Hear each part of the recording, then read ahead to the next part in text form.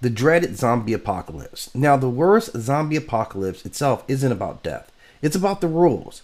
Now, the short answer is you never want to be involved in any zombie apocalypse. Every single one of them is a bad business scenario for you.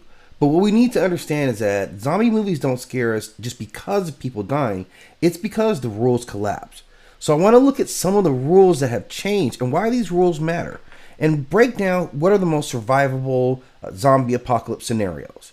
Now, I'm going to start off with The Walking Dead, which right off the bat, I'm going to tell you this is the most survivable of the three that I'm going to talk about here. Now, yes, The Walking Dead is absolutely brutal. Yes, everyone gets infected. Yes, society absolutely collapses. But from a systems perspective, this is one of the cleanest apocalypses on the board. And here's why.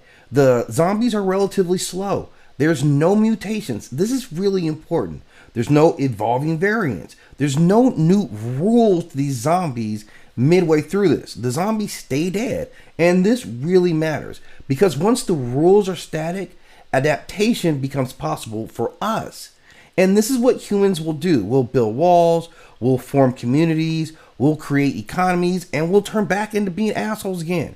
So zombies stop being the main threat pretty quickly. That's kind of the point. Like in mythic terms, zombies are more about entropy, right? They're predictable, but they're relentless. They're unthinking. But so this really means that in these scenarios, predictably, humans become the choice, like the real monster. And that's what The Walking Dead really shows us in this long-term narrative. It's not about the horror escalation, it's about the moral erosion. So on a survivability scale, like this is horrible, but it's learnable and on some levels even doable.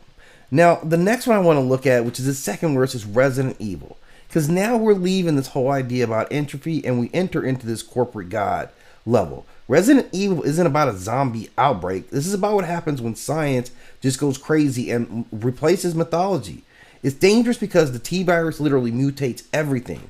Humans, animals, cities, oceans. Zombies don't just stay zombies. These monsters escalate endlessly. There's always something new out there.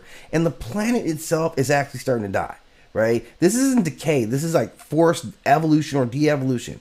And the real villain isn't even the virus. It's the Umbrella Corporation, the worst thing on the planet. This is why all this happened. So we have to really look at this and say Umbrella treats this literal extinction of mankind as a quarterly experiment. This is a weapons demo, like live. This is like ridiculous fallacy. Like every failure justifies a bigger experiment because they deem it that way. And they're terrifying because there's no moral break at all. This is a blind god. This is a demogorgon in a lab coat. So they don't worship life, they optimize it. And that's the key difference. The chaos still is localized. Facilities, cities, controlled outbreaks. The containment sometimes works. If you're remote, if you're lucky, you can stay forgotten. You could survive for a whole while. Once the mutations get global, then it becomes a whole different thing. So the survivability goes way down. It's like you're not dead yet, but science is over there. They're sharpening up the tools. It's not because they're not trying to get you, because they are. But the worst one out of all these three scenarios is Z Nation. This isn't just an apocalypse. This is when reality is falling apart and it's laughing at you the entire time. Like Z Nation looks kind of goofy, I know, it's a little cheap, sometimes borderline absurd, but that's all just camouflage. This is a real nightmare. Because everyone turns after death. Everybody. The variations of this mutation are constant. You have fast zombies, you have radioactive zombies, you have mind hive zombies, you have plant zombies. And then Murphy creates the semi-sentient zombies. So the universe itself has stopped paying attention to even logic of zombie movies. The tone shifts, physics break down, rules contradict themselves, and it's not sloppy writing. This is cosmic horror intentionally. It isn't about the infection. It's about the oncology of collapse. Like the dead don't just arise, they adapt. Think about that. They remember stuff. They organize. They blur the line between the living and the dead. And once that happens, human is no longer the dominant intelligence. Like that's Lovecraft territory. This is more than just we're outnumbered. This is even though this is like it's done. We're no longer relevant because they exist now. That's how quick it happened. Murphy was not a cure. He was a bridge between the two.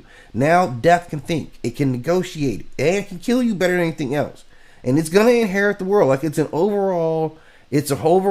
new shift, right? At the plant, That's Earth. Death is like, okay, I'm clocking in. I'm moving all your stuff out of the way. I'm taking over. So your survivability rate, like, really drops to zero long term, man. You're not gonna make it out of here. So with ranking these three, man, like I said, Walking Dead is just it's terrifying, but it's static horror, more human failure than anything else. Whereas Resident Evil is science doing this. This is all R&D. Whereas Z Nation is, really a collapse of reality. Like, hope is optional, but it's just there's no way out of this